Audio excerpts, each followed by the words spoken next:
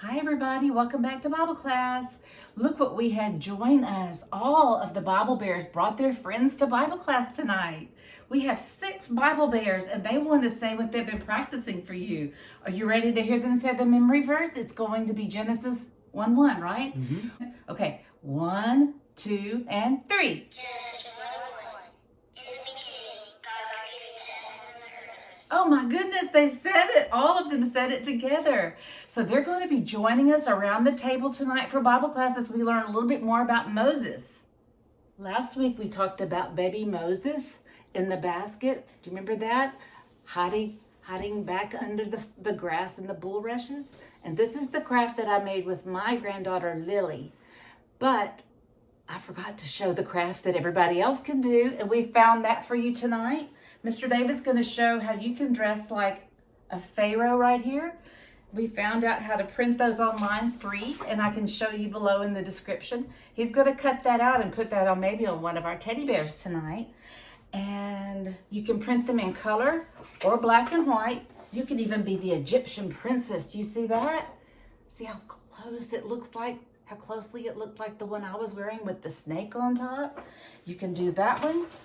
And my granddaughter Hunter, she probably would want to color her own or maybe put some diamonds and some glitter glue on one. So if you want to print it cheaply and you want to print the black and white, it will be just as good.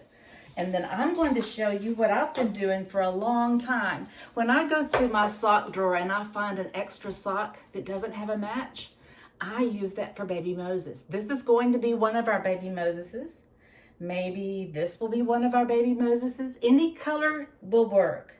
I even have one here that might fit Mr. David, and I'm going to stuff it with something you may have seen before, the rice that we made that's all different colors. I hope that's going to work out well. And while I do that, I'll fill it with a funnel full of rice. Mr. David will cut his out, and we'll see how they look.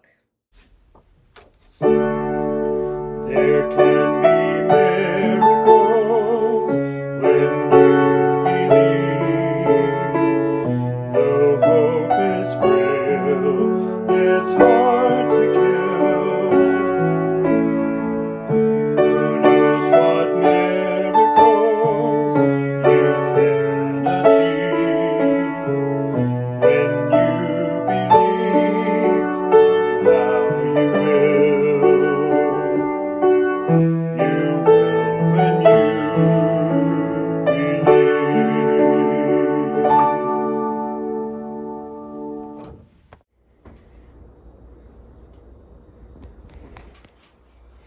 Okay, let's make baby Moses swim in the water. Let's get it all blue. Last time we talked about Pharaoh's daughter that found baby Moses. Oh, he was a nice baby and he was crying. And who was hiding in the grass? Do you remember her name? Starts with an M. Miriam. Did you remember it? And tonight we're going to hear a lot more fun things about baby Moses growing up. You see him swimming? Baby Moses in the basket, do not fret or cry. While the water rocks you gently, sister's thighs nearby. Baby Moses in the basket, God is watching you. While the water rocks you gently, rock and laugh and coo, coo. There. My What, you hands. washing your hands? No. No. This is a water. Stay away from my baby. Is baby Moses floating? Look, I got him. You got him. You're going to dry him off? Float. Did you make it float? Yeah. Where's yours? Where's your baby Moses? Maybe we should get another pan of water. What? Okay. I gave it to Let her feed it a bottle. there. There. Oh no, it's on the boat. Keep him in the boat. Don't let a snake get him. Don't let the crocodiles come. Are you being Miriam and watching over your No, baby? there's a crocodile. Oh no, watch out. Oh, it's got him. Good job, Lily. Does yours float, Ezra?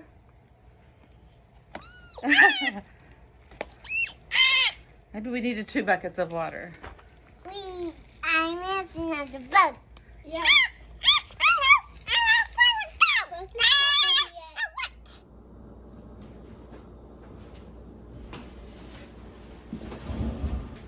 This is where our story starts.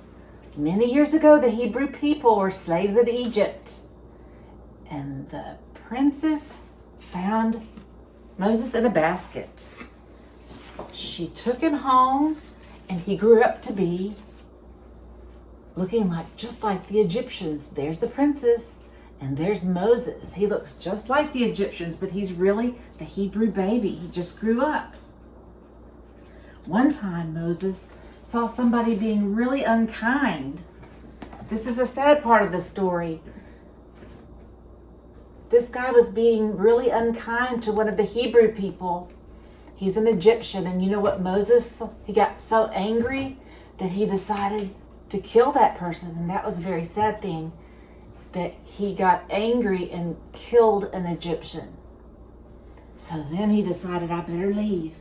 The people probably know about it. They did. They actually did know that he had done that. Somebody had seen him. So he went off and he became a sheep herder. He took care of lambs. We've talked about shepherds before. This is what he ended up looking like. He wore sandals. See the sandals on his feet? He took care of sheep, and he met a wife. Her name was Zipporah. And they had a son. So he had a little family, and he worked for Zipporah's father. He was the shepherd. Well, one night, Moses saw something a little strange. It looked like a bush burning up. Moses watched the fiery bush, but he saw that it didn't burn up. And somebody was talking to him, saying, Moses, Moses. And Moses was out taking care of his father-in-law's sheep, and he was far away from home, and he saw something that looked strange. It was a bush that looked like it was on fire, but it didn't burn up. And he got closer to it, and God spoke to him out of the burning bush. God said, take off your shoes. So Moses took his sandals off, and God said, the ground that you stand on is holy ground. God decided then that he wanted Moses to be the leader that would save his people out of slavery, and he would be the one that would go to Pharaoh. And Moses said, not me, please, not me. I don't even speak well. And God said, no, you are going to be the one. And Moses said, but what about Aaron, my brother? So God said it would be okay if Moses took Aaron. That would be fine for him to have a helper. But Moses was the one who was going to go against Pharaoh and say, we are ready to take all of the Hebrew people out of slavery, out of Egypt, and we're ready to go now to the land that's flowing with milk and honey. God has promised us a new land, and you have to let our people go. So Moses decided to do what God asked of him, and he went before Pharaoh, and he said, please let my people go. Please let the Hebrews leave. They want to go to the new land flowing with milk and honey, and it's going to be so much better for them. They won't be slaves anymore. And Pharaoh thought about it, and he said, no, I don't think so. And Moses went to him over and over, and God caused lots of bad things. 1, 2, 3, 4, 5, all of these bad things to happen to Pharaoh's people, the Egyptians, because Pharaoh said no to God and no to Moses. These are all of the Egyptians. All the different colored people are going to be our Egyptians tonight. And these camels will be over here with them. That's their animals that they have in Egypt. Remember that? We've talked about camels in the desert before. And this is going to be our Nile River right here. And God caused several things to happen to the people because they would not let the people go. Pharaoh said, no, I'm not going to let you go. So first, God turned the Nile River to blood.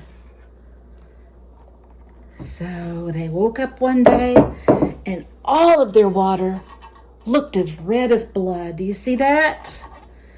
And Pharaoh still said, no, I won't let those people go. I need those people to be our workers. They're our slaves. Then, the next thing that God made, he sent all the little frogs. So many frogs. See if I can find some. They look like this. And God sent so many frogs. They were everywhere. So I'll just throw those all in there. See all those frogs in there? And then he sent gnats. Do you see all of those gnats? And they were so bothersome. We'll just sprinkle those in there.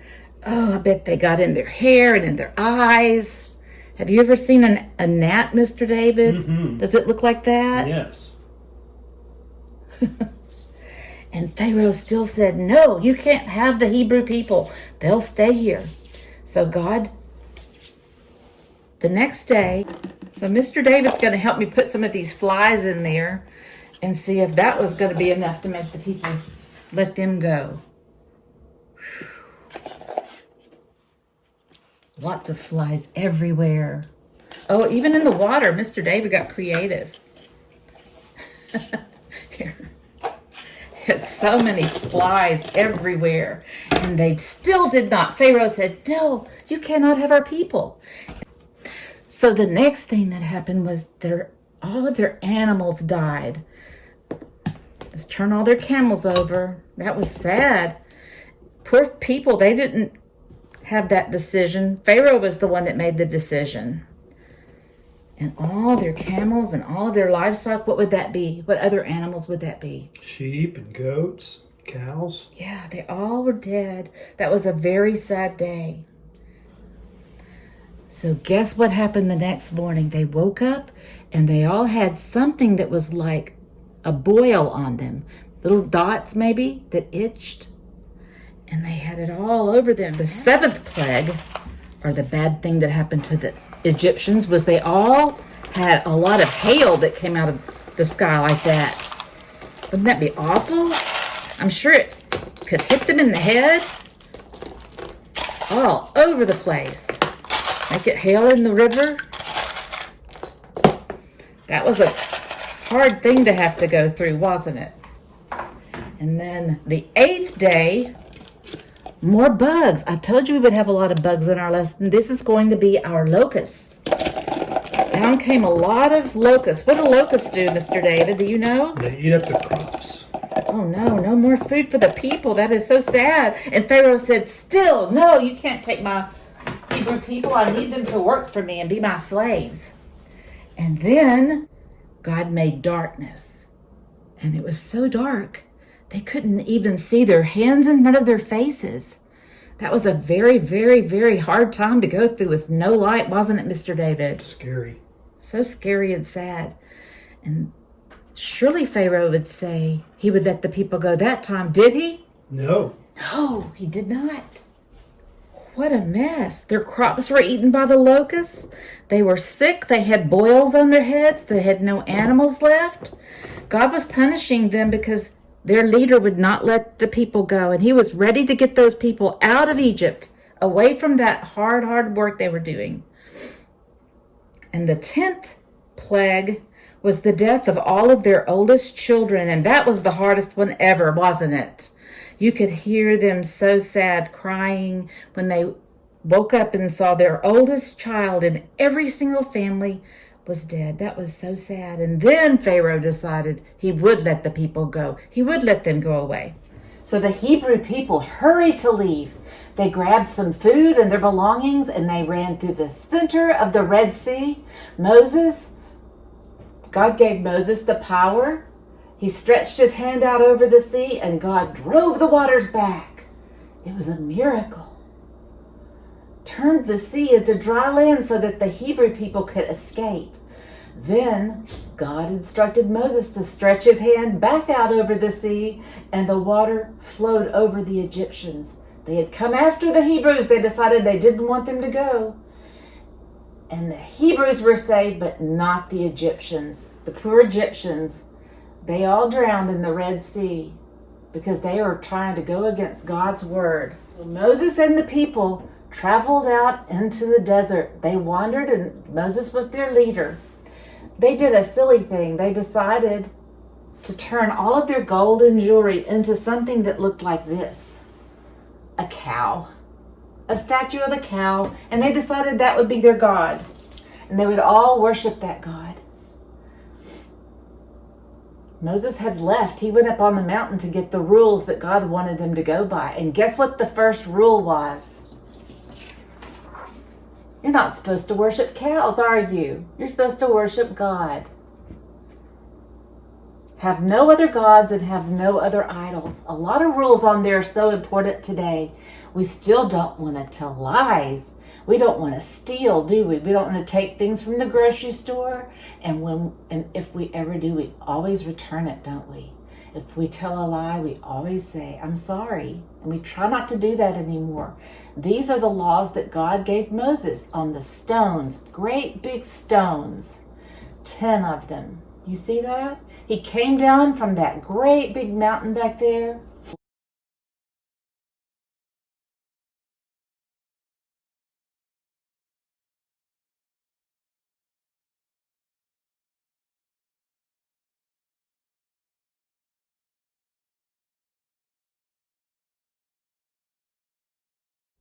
This is the tablets of stone, the 10 Commandments.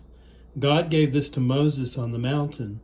And when Moses went up and got the tablets of stone, God wrote on them with his own finger and wrote all the laws that he wanted his people to obey.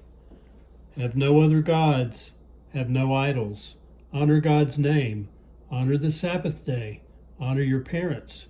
Do not murder. Do not commit adultery. Do not steal. Do not lie. And do not covet. And when he came down, the people thought his face was so bright because he had seen the face of God. Do you see how it's glowing almost? And those are some good rules for us to go by still, aren't they? Lots of those good things. The people wandered and were hungry, and guess what showed up on the ground in the morning? Do you see those little white wafers? God listened to the people. He knew those Hebrew people hadn't packed food. They didn't have a full refrigerator. They couldn't cook in an oven, could they? They didn't have lots of pies and muffins baking or bread that was risen. They just only took a few things. They took their food. They took their clothes. They only could take a few things. They were in such a hurry to leave before the Egyptians changed their mind. And so God provided manna. He also provided meat and water, but he took care of the Hebrew people, and they went to the land that God promised. Let's see what God gave us for breakfast today. It's so early and we're hungry. I didn't think to get any food. Let's see what Mr. David and I are going to have for breakfast. What is this out here on our grass? What could that be? It's so cold. Let's see what that looks like. Does it look like manna? A little baby one? Just get enough for today. I guess we're going to eat off the ground for the next 40 years. And God will provide for us on our trip through the desert. Look at that. We only want to get what we can eat today. And that would be 1 omer. And if you wonder how much that is, that's 1/10 of an ephah.